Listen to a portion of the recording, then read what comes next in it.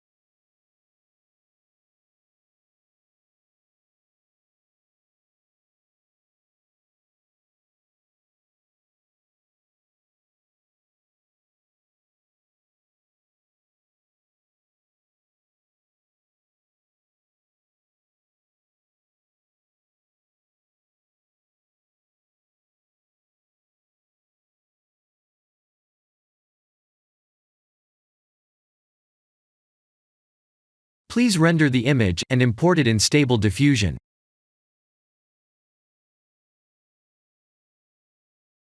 I'll share the full prompts in the description below. Please set the preprocessor to none, and select the correct depth model.